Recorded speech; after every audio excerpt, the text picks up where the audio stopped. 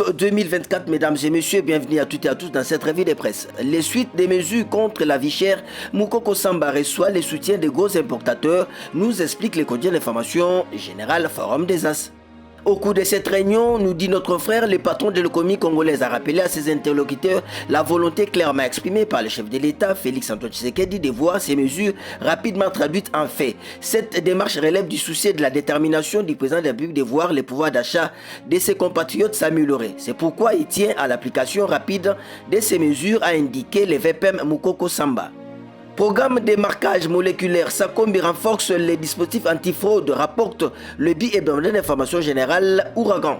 Des pertes fiscales sur les opérations de marquage des produits pétroliers comptent en millions de dollars américains chaque mois. République du Congo, Sakombi Molendo veut mettre fin à cette spirale. Désormais, il s'engage à lutter d'une part contre la fraude sur la qualité, la quantité et la nature des produits pétroliers et d'autre part sur les importations illégales, la contrebande et le détournement des produits pétroliers distribués sur les territoires congolais.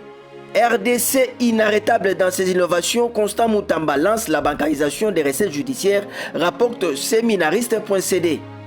Le ministre de la Justice Constant Moutamba Tangunga a lancé ce lundi 19 août au palais de la justice situé dans la commune de la Gombe la bancarisation des recettes judiciaires. Cela étant, Constant Moutamba s'attend à l'explosion des recettes après la bancarisation des recettes du secteur de la justice. Pour celui qu'on appelle les crocodiles de Lubao, plus question pour les greffiers et magistrats de percevoir les frais de justice. Des guichets de banques seront ouverts dans chaque juridiction. Épidémie d'impox en RDC. Le gouvernement évalue les taux de mortalité à 4%, nous explique le site d'information générale pifoinfo.net.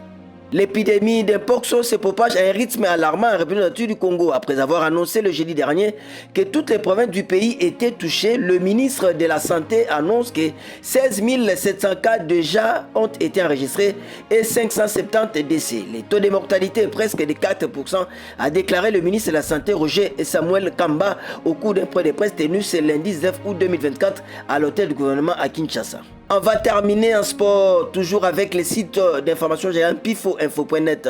Tournoi Unifac, le football club féminin TP Mazembe étrie en ouverture les Brazzavilloises des Diables Noirs 7-0. En ouverture du tournoi zonal Unifac, le football club TP Mazembe n'a pas fait les détails face aux Brazzavilloises des Diables Noirs. Les Congolaises ont laminé leur adversaire par les scores sans appel de 7-0.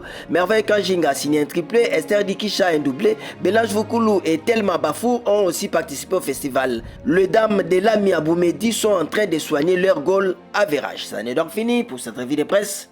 Au revoir et à demain.